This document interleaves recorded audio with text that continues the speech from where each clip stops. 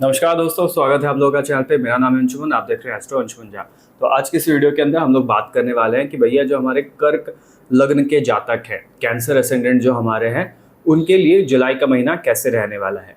ये जो वीडियो है वो स्पेसिफिकली लग्न के ऊपर आधारित है। चंद्र राशि पे आप ऑब्जर्व करेंगे तो बहुत सारी चीज़ें यहाँ पे हो सकता है कि मैच ना करें। तो आपको अगर आपका लग्न पता है तो वहाँ से आप इसको ऑब्जर्व कर सकते हैं। फिलहाल जो अधिकतर प्लैनेट की पोजिशंस है वो आपके एक साइड में दिखेगी। जो आपका कुंडली का ऊपर का हिस्सा है वहाँ पे आपको थोड़ा सा ज़्यादा यहाँ पे प्लैनेट्स दिखने वाले हैं। तो कहीं ना कहीं ये दिखा रहा है कि आपकी पर्सनालिटी, आपके ओन सेल्फ के ऊपर थोड़ा सा ज़्यादा यहाँ पे काम होता हुआ नज़र आ रहा है। प्रभाव जो है वो आपके ऊपर थोड़ा सा ज़्यादा यहाँ पे दिख रहा है। तो कहीं ना कहीं सेल्फ सेंट्रिक यहाँ पे होने की ज़रूरत है। चीज़ें थोड़ी सी अच्छे तरीके से चल रही हैं। और वैसे भी जो हमारे माँ के लाडले होते हैं, जो हमारे कर्क लगने वाले जो जातक होते हैं, उनका कहीं ना कहीं भाग्य थोड़ा सा बढ़िया साथ तो देता है। तो चलिए कैसा क्या रहने वाला है जुलाई का महीना आपके लिए, उसके ऊपर थोड़ा सा विवेचना करते हैं।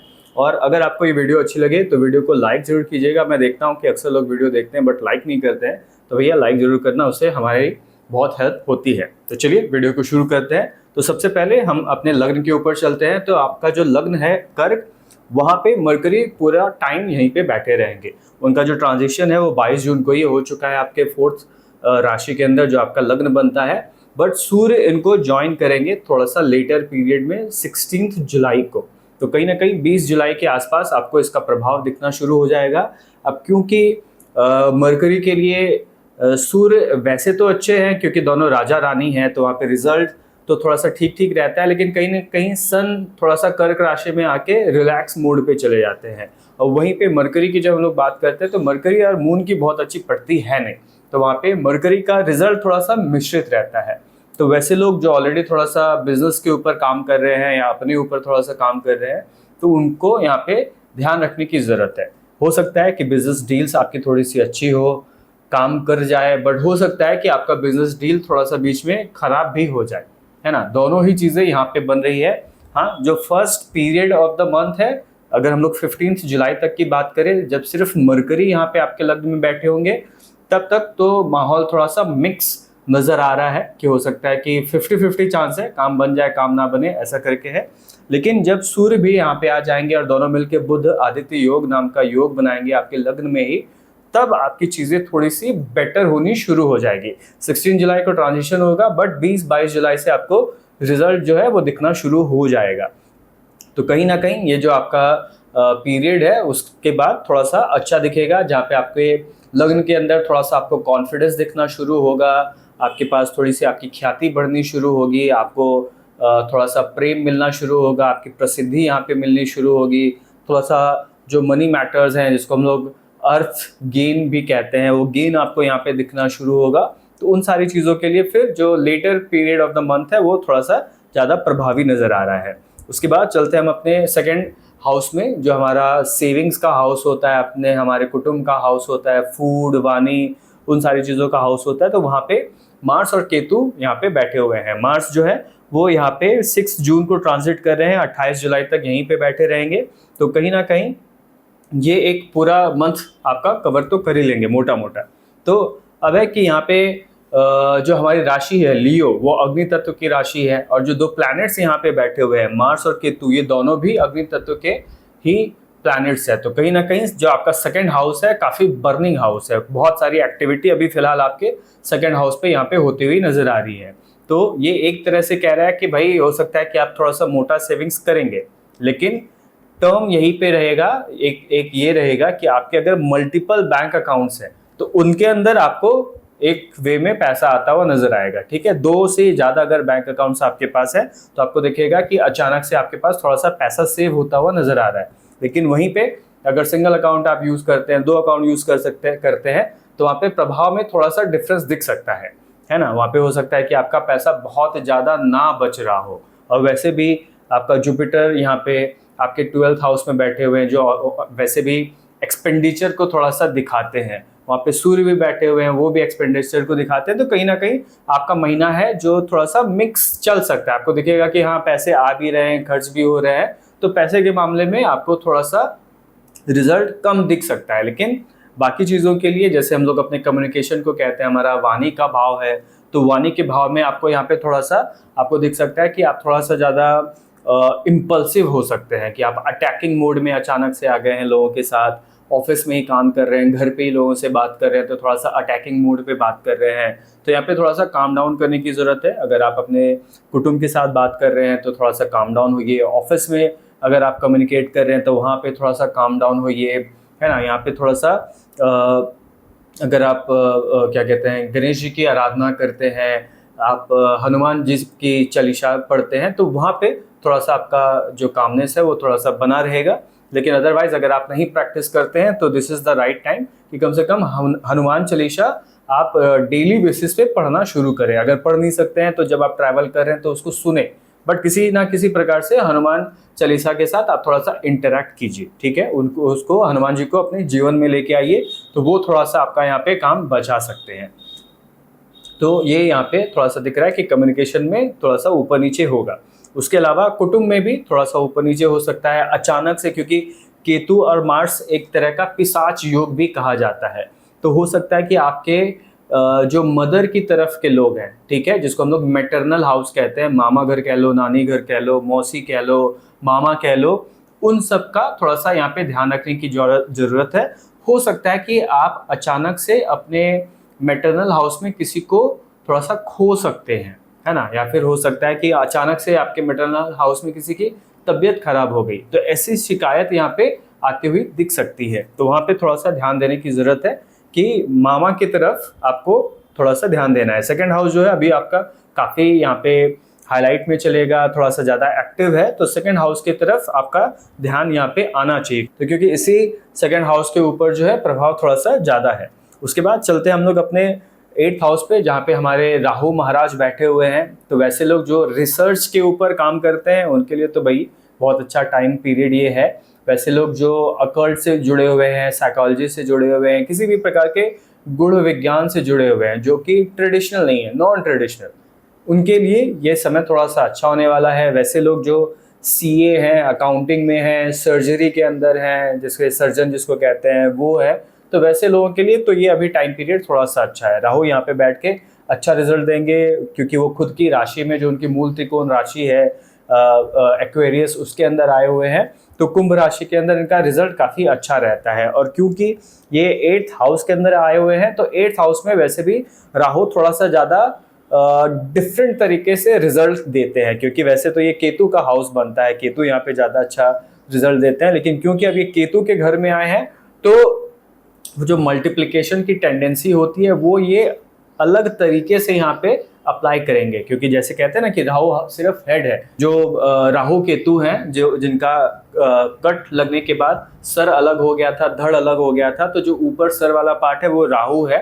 तो राहु सिर्फ एक्सेप्ट करना जानता है, वो सिर्फ इनटेक ही जानता है, और जो उनका रिजल्ट होता है काफ़ी 10x या 100x टाइप का उनका रिजल्ट होता है। काफ़ी एक्सप्लोजिव तरीके से वो अपना रिजल्ट देते हैं। तो जब वो 8th हाउस में आएंगे तो 8th हाउस में अचानक से वो आपको काफ़ी अच्छा रिजल्ट देना शुरू करेंगे। वैसे लोग जो रिसर्च के अंदर टेक टाइप की चीज़ों में रिसर्च करते हैं, टेक्नोलॉजी के अंदर रिसर्च कर रहे हैं, वो काफ़ी अच्छा यहाँ पे रिसर्च करते हुए नजर आएंगे। वैसे लोग जो ऑकल्ट के अंदर रिसर्च कर रहे हैं वो काफ़ी अच्छा काम करते हुए नजर आएंगे। वैसे लोग जो बायोमेडिकल चीज़ों पे रिसर्च करते हैं, माइक्रोबायोलॉजी के ऊपर रिसर्च करते हैं, वैसे लोग यहाँ पे थोड़ा सा ज़्यादा अच्छा काम करते हुए नज़र आ सकते हैं। उनके लिए ये टाइम पीरियड अच्छा होने वाला है। उसके बाद अगर हम लोग बात करते हैं राहु की दृष्टि की, तो राहु की दृष्टि पड़ने वाली है 1 2 3 4 5 आपके विदेश पे, है ना। तो विदेश कहीं ना कहीं इंस्टीट्यूशन को कहता है। जो 12th हाउस है हमारा, 12th हाउस हमारा इंस्टीट्यूशन का हाउस है, हॉस्पिटल का हाउस है, वो हमारे जेल का भी हाउस है। तो कहीं ना कहीं ये दिखा रहा है कि वैसे लोग जो फिलहाल रिसर्च वगैरह में है, ऑकल्ट वगैरह में है, वो थोड़ा सा बेटर काम करते हुए नजर आएंगे। क्योंकि यहाँ पे उनकी जो हम कहते हैं कि दृष्टि संबंध है ना, तो दृष्टि संबंध में वो यहाँ पे जुपिटर के साथ दृष्टि संबंध में आ रहे हैं, जहाँ पे जुपिटर की 9th दृष्टि राहु पे पड़ रही है, राहु की 5th दृष्टि जुपिटर के ऊपर पड़ रही है। और जुपिटर फिलहाल अपने मित्र राशि के अंदर बैठे हुए हैं, 12th हाउस के अंदर बैठे हुए हैं। तो कहीं ना कहीं वो दिखा रहा है कि भैया जो रिजल्ट है वो थोड़ा सा अच्छा होने वाला है। काफ़ी लोग यहाँ पे आध्यात्मिक होते हुए नजर आएंगे, इंस्टीट्यूशन से जुड़ के काम करते हुए नजर आएंगे। तो मोटा मोटा आध्यात्म, रिसर्च, ऑकल्ट, सर्जरी, सीए का भी काम कहीं ना कहीं, इन सारे लोगों के लिए ये टाइम पीरियड अच्छा होने वाला है। अगर आप सीए के तौर पे काम कर रहे हैं तो हो सकता है कि विदेशी क्लाइंट आपके पास अभी थोड़ा सा आना शुरू हो जाए। अगर आप अकाउंट्स में, अगर आप आईटी सेक्टर से जुड़ के काम कर रहे हैं तो वहाँ पे हो सकता है कि फॉरेन के प्रोजेक्ट्स आपके पास आए। तो कहीं ना कहीं ये जो पूरा टाइम पीरियड है वो अब्रॉड से कनेक्शन आपका बना रहा है, किसी ना किसी प्रकार से बड़े इंस्टीट्यूशन से, कॉरपोरेट से, प्लस फॉरेन लैंड से या फॉरेन से आपका यहाँ पे संबंध बन रहा है।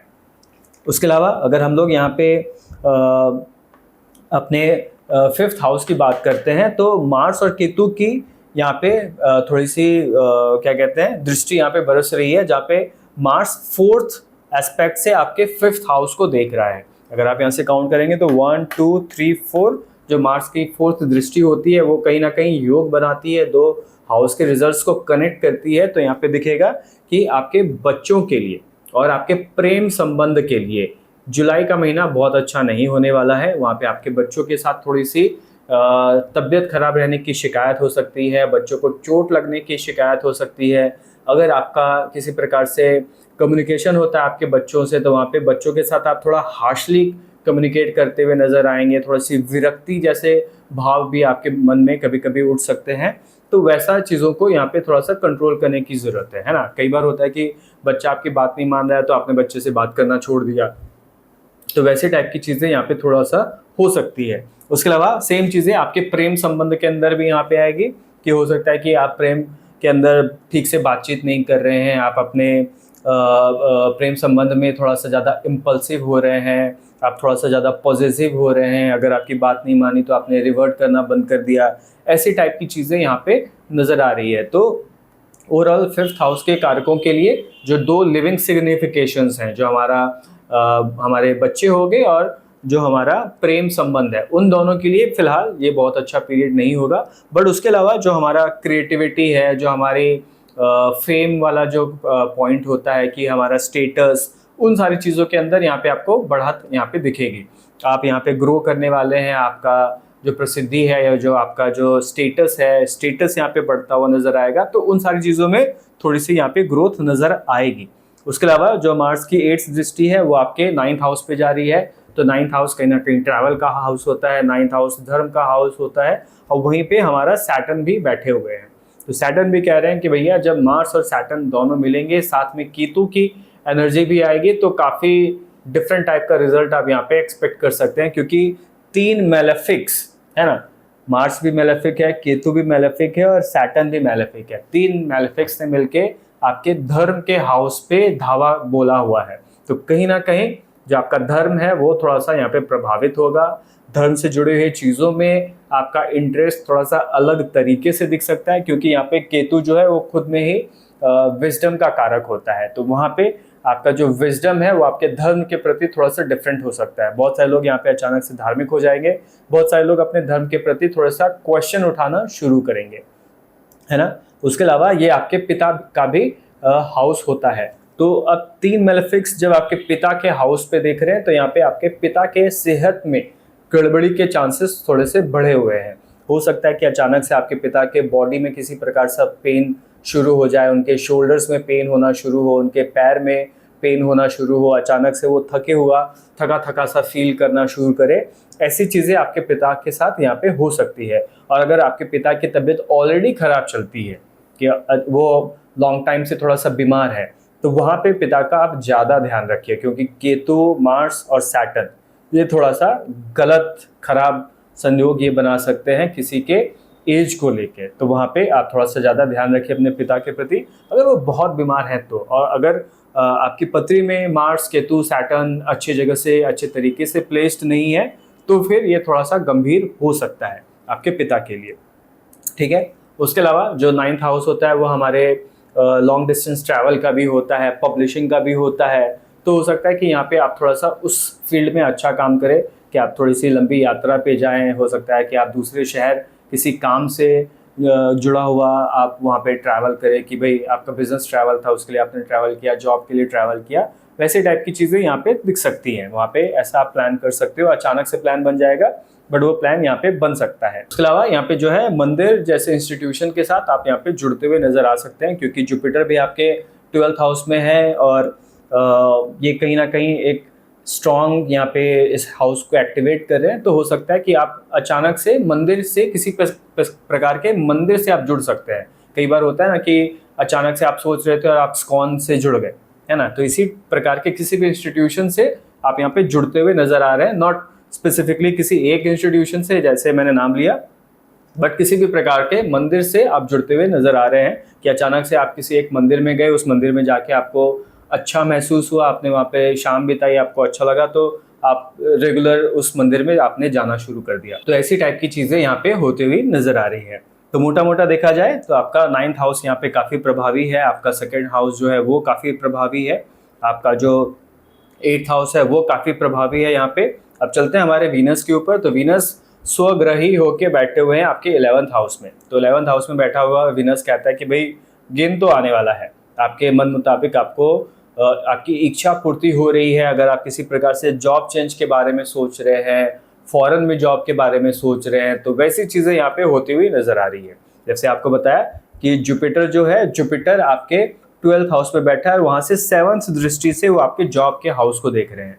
तो उन्होंने आपके जॉब के हाउस को कनेक्ट किया हुआ है और वहीं पे वीनस कह रहा है कि भाई आपकी इच्छा पूर्ति मैं कराऊंगा। तो वीनस खुद ही धन का कारक होता है, तो धन के कारक से जुड़ा हुआ इच्छा पूर्ति वो आपकी करा सकते हैं। तो वहाँ पे अगर आप सोच रहे हैं कि भाई this is the right time जब मुझे जॉब चेंज करनी है, तो यहाँ पे आपका जॉब चेंज होता हुआ नजर आ रहा है।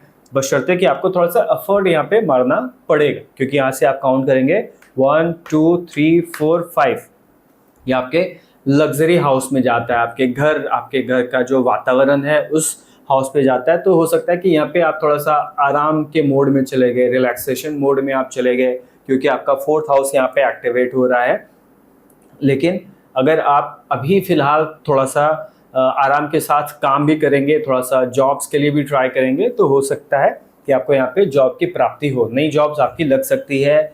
जो वैसे लोग जो फॉरेन से रिलेटेड जॉब्स के बारे में ज़्यादा सोचते हैं, कॉर्पोरेट से जुड़े हुए जॉब्स के बारे में ज़्यादा सोचते हैं, एनजीओ से जुड़े हुए जॉब्स के बारे में ज़्यादा सोचते हैं, तो वैसे लोगों को यहाँ पे किसी प्रकार का गेन मिल सकता है। और ये टाइम भी ठीक रहेगा, जो मंथ का फर्स्ट हाफ है जिसको हम लोग 15 जुलाई तक का पीरियड पकड़ सकते हैं। 15 जुलाई तक के पीरियड में आपको संभावनाएं यहाँ पे ज़्यादा दिख रही है, क्योंकि सूर्य भी वहाँ पे जुपिटर के साथ बैठा हुआ है, अच्छे हाउस में बैठे हुए हैं, अच्छी राशि में बैठे हुए हैं। तो कहीं ना कहीं ये आपको बड़े इंस्टीट्यूशन से जुड़ता हुआ ये आपको बता रहा है कि भाई आप वहाँ पे जुड़ सकते हैं। तो थोड़ा सा मेहनत कीजिए, जुड़ाव आपका होगा, काम आपका बनेगा, है ना। तो मोटा मोटा अगर देखा जाए तो सिर्फ सेल्फ पे थोड़ा सा यहाँ पे गड़बड़ी है, जो आपका 2nd हाउस है वहाँ पे थोड़ी सी गड़बड़ी है। उसके अलावा पिता का ध्यान थोड़ा सा रखना है। मोटा मोटा यहाँ पे देखा जाए तो जो हमारा कैंसर एसेंडेंट्स हैं, कर्क राशि के जो हमारे जातक हैं, उनके लिए ये महीना थोड़ा सा मिक्स नज़र आ रहा है। बहुत बुरा भी नहीं है, बहुत अच्छा भी नहीं है, बट मिक्स है। बट बहुत हद तक ये सारे रिजल्ट्स जो आपको पता है, ये गोचर के प्लैनेट है। गोचर का प्लैनेट आपके जन्म पत्री के प्लैनेट पे ही डिपेंडेंट होता है। अगर आपके जन्म पत्री के अंदर, आपके नेटल चार्ट के अंदर आपके प्लैनेट्स की प्लेसमेंट सही है, तो फिर जो आपको रिजल्ट बताया उसमें थोड़ा सा डिफरेंस आ सकता है। हो सकता है कि चीज़ें बहुत बुरी ना हो, चीज़ें अच्छी हो जाए, और हो सकता है कि चीज़ें बुरी हो, बहुत अच्छी चीज़ें आपके साथ घटित ना हो। तो कहीं ना कहीं आपके नेटल चार्ट के ऊपर डिपेंड करता है। अगर आपको अपना नेटल चार्ट पढ़ना आता है तो आप इजीली देख सकते हैं। अगर नहीं पढ़ना आता है तो मैंने अपने चैनल में फर्स्ट 2 वीडियोस जो डाली हुई है वो वैसे ही डाली है कि आप अपना जन्मपत्री खुद कैसे पढ़ सकते हैं। तो उन दोनों वीडियोस को आप देख के थोड़ा सा अंदाज़ा लगा सकते हैं कि जो आपका अपकमिंग मंथ है वो कैसा रहने वाला है। उसके अलावा अगर आपको संपर्क करना हो मेरे से, तो मेरा नंबर यहाँ पे नीचे चैनल के डिस्प्ले में आ रहा है, तो वहाँ से आप मुझे संपर्क कर सकते हैं, व्हाट्सएप कर सकते हैं। किसी भी प्रकार की हेल्प होती है तो हेल्प यहाँ पे करने की आपकी पूरी कोशिश मैं करूँगा यहाँ पे। तो आज के वीडियो में इतने रखते हैं। उम्मीद करता हूँ कि जो आज की जानकारी है वो आपको अच्छी लगी हुई होगी, सही लगेगी।